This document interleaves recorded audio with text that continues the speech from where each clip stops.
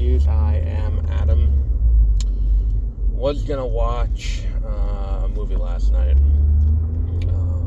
but why am I with the wipers on? I really ended up diving into another project, or not another project, one of the projects is already announced. Why am I being quiet? I really dove into working on The Temple Outside of Time, which is coming out in, in June. I really should write down the dates and have a little cheat sheet in my car for situations like this. But yeah, the Temple Outside of Time, I was really diving into that about 25 pages into it. So if you know, if you've read my stuff before, about a quarter of the way through. This is going to be a little longer than the average, I think. I think it may go on to 2 hours instead of the usual hour and a half. But it is well on its way. I got a lot done last night on it. And the reason why, I rewrote part of it, which is, part of why we are where we are on it. So, Temple Outside of Time, still coming in June. Got 3 months. I'll finish it with more than enough time to spare. So, yeah, that's, I was going to talk about the movie. But I saw, every once in a while I'll see think pieces, and I'll be like, to call them think pieces feels wrong, because it's kind of like someone rubbed the two brain cells I have together, and we're like, ooh, here's an idea. One of them was from NBC News, and I'm only calling this one out by name because NBC is a major journalistic source. Regardless of how you feel about, their politics or whatever, they are a major journalistic source in the United States, in the same way the Washington Post is, in the same way that CBS is, in the same way that, Fox is. It's, they have a huge amount of staying power, and they have a huge amount of influence over the world. And I saw an opinion piece, this was on Sunday, and I was like, what the fuck? And I know comicbook.com had something similar, not similar, but it was like, they had a think piece like, just let Batman say fucking kill people already. I'm like, well, then you guys want to make a Punisher movie, then you don't want to make a Batman movie. And seeing this, I was like, what the fuck? So the article's premise is Hollywood is banking on nostalgia, which is not an incorrect statement. To say Hollywood isn't banking on nostalgia is naivete to an extent. Like, we all know that we're not, we're seeing these things repackaged for amusement based on the fact that they were something that, as kids, a good amount of people enjoyed them. And if a good amount of people didn't enjoy them as kids, then we wouldn't be getting them now as, new releases. And that's and that's perfectly fine that we're getting these things. Now, the issue comes in, for me at least. I know there are a lot of people out there who have a lot of influence and a lot of sway who I agree with on some things, but in this case I don't. There is a line where, what's the word I'm looking for here? Fan service can hit, a wall to an extent. Like, I don't need fan service to be 100% of the movie. I still want a good movie under it, and fan service is more like, a garnish. Like, if a movie's a meal, then fan service is, like, let's say you're making a, you're making a steak, and you're going to marinate the steak first. The marinade is it's fan service, and if you marinate it too much, it'll be a disgusting mess. Like, if you leave it in there to marinate for too long, you won't end up with an end product that is good. If you don't marinate it enough, you can still have something that's good on its own if you're going to cook it with other things, but it is still you still, this is why the fuck people are doing it. There's a fucking cop in the middle of the road, just kind of chilling in the divider. You do kind of, to an extent, you can use it in the same way you would use any seasoning. But if you overpower the seasoning and it becomes the sole part of the dish, then that's when you end up with these problems where movies have missing have parts that are lacking, for lack of a better word, because they're too focused on the fan service. So, you end up with, Endgame had a lot of fan service, and it worked in the context of the movie. I would say The Force Awakens had a lot of fan service, and within the context of the movie, it worked. I don't think that it worked as well for Ghostbusters Afterlife, because it was to the detriment of the movie as a whole. Especially when you get into the third act of Ghostbusters Afterlife, you get to this point where, we have the culmination of the plot, and we've been following these characters, and then the characters kind of hand over everything to the team that was there in the 80s, and it's cool for those of you who want to see that. That's fine. Don't... and that's part of it, too. It's why aren't they going to make more Ghostbusters movies? It's because, one of them's dead, and yet the CG him into the scene. And I think that when I did my review, I said this kind of epitomizes my entire problem with this movie, where it's they have this scene where it's, Ernie Hudson and Bill Murray and Dan Aykroyd, and they are, and they're, trying to stop Gozar, and they have, they have, they're all using their proton packs, and then, the little girl whose name I'm forgetting, but is Egon's granddaughter, she's there with them. And rather than letting her have that moment and having that moment be the three of them and then her kind of passing the torch to the next generation, it's focused on Egon's ghost, who's there helping. And I'm like, oh, that's a little strange. That's not, for the sake of the story, that's not a good way to end off this. If I'm watching this movie and I want a narrative, a fitting narrative end to the story, then I don't think that having the plot culminate with, and then these guys come in and do it. It's a Deus Ex Machina. And the fact that movie didn't get called out for bad writing kind of just proves that bad writing has become a buzzword that people mask, sexist and racist rhetoric in. Because there is no world in which that's good writing. It'd be like watching, Star Wars, and then all of a sudden the original cast comes back, and it's we've done everything, don't worry, new people. It's well, no, that's not good writing. It's not a good way to solve problems. It is literally a Deus Ex Machina. You had one conversation with Dan Aykroyd, and then all of a sudden everyone drops everything and comes back to deal with it. And then it's we're going to set up another one, and, Finn Wolfhard's entire character arc in the movie is meeting the girl, falling in love with the girl, and then wanting to restore the car. So he spends the entire movie restoring the Ecto-1, and then they just take it and leave. Instead of being no, you keep it. Or, no, come with us and we will teach you.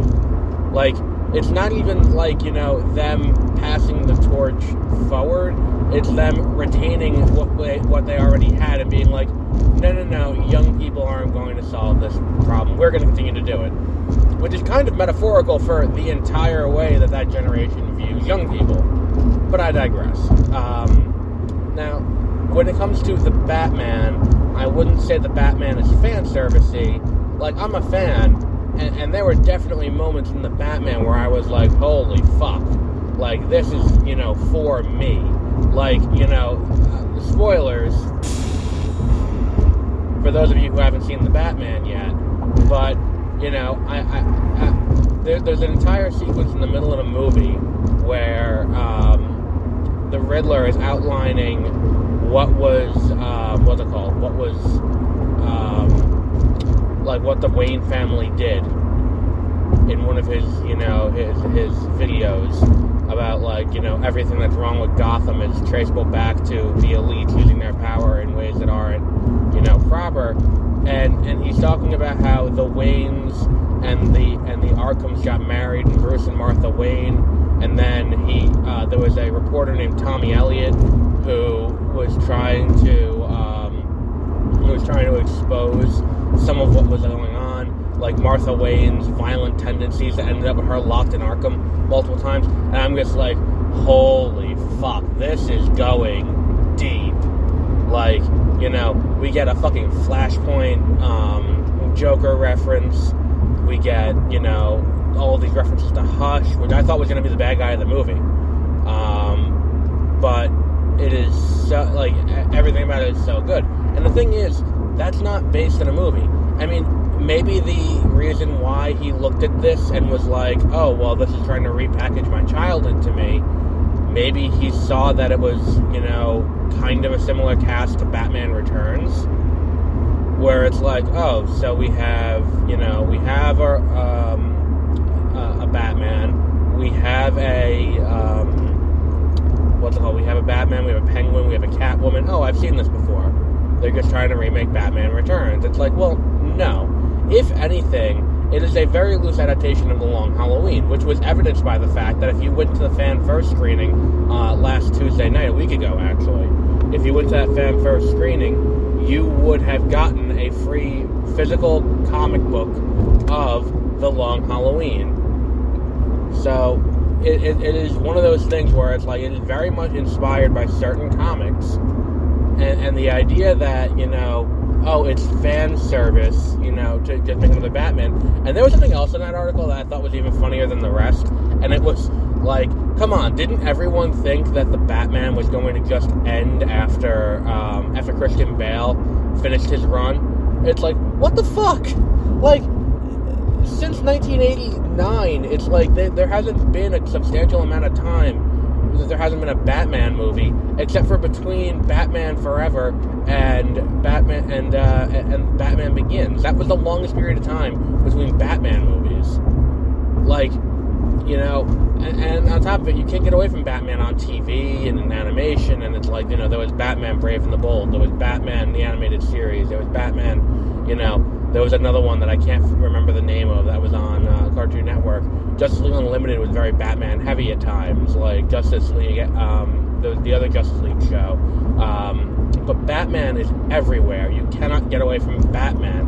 And then on top of it, it's like if you go to the newsstand right now and you go to pick up a comic book from DC Comics, you can't miss a Batman or a Bat adjacent comic. It's like Batman and the Outsiders, Batman and Robin, Batman vs. Joker, and then it's like, the last two major events have been Bat-centric events with Dark Knight Rises, with Dark Knight's Metal and Dark Knight's Death Metal.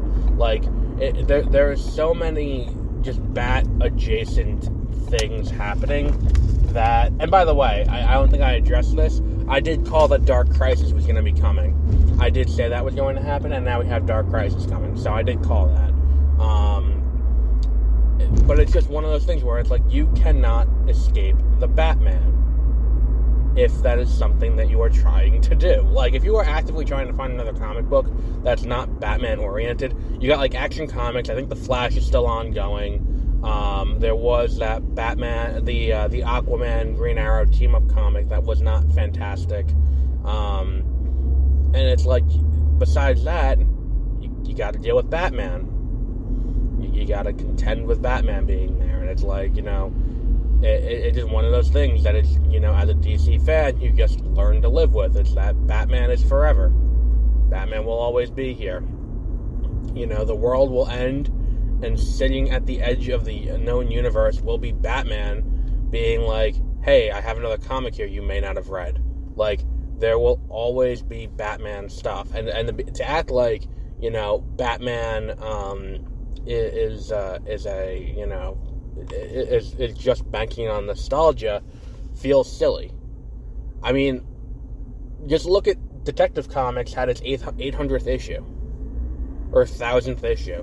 There was Detective Comics number 1000 was a few years ago. And it's this, 1,000 issues of a comic that's been going on for 80 years. It's not banking specifically on any one person's nostalgia or your specific childhood. In fact, if you sit here and think that, they're trying to sell Batman to people your age, that's an inherently narcissistic look at what's going on.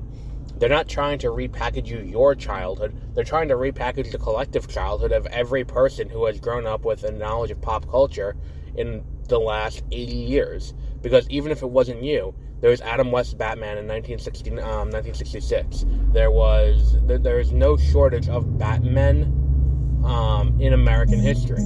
Hell, before Adam West even, there were serials in movie theaters from Batman and Robin. I have a DVD of them. The Batman and Robin and the Gotham City serials from the 1950s and the 1940s. So this predates, your nostalgia by a long time. To act like suddenly this is some affront to you personally for them trying to bank on nostalgia and how this is the epitome of banking on nostalgia when, you're going to really shit your pants when you see what's going on with The Flash. Like, they've been pretty cagey about it, but I think it's kind of it's not even an open secret because they announced it, but the trailers don't show it, where, Michael Keaton is reprising as Batman. Like, that's banking on nostalgia, considering that's a fucking Flash movie. Like, that's not even a Batman movie, that's a Flash movie, and they're bringing in a retro Batman just to spice things up.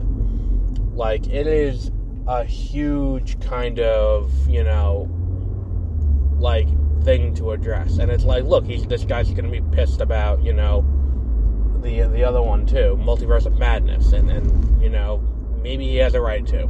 Maybe there's an argument to be had about what is artistic integrity in a world where, there are corporate mandates to include older characters specifically to drive older audiences to the theaters. And to an extent, when you look at, what these companies need to do, these things are not designed specifically to get you into the theater. It's younger people. They want younger people because younger people are going to continue to spend money. They want brand loyalty from younger people. That's why it's like, Spider-Man No Way Home comes out and you get Andrew Garfield, Tobey Maguire. People my age grew up with these actors in the role.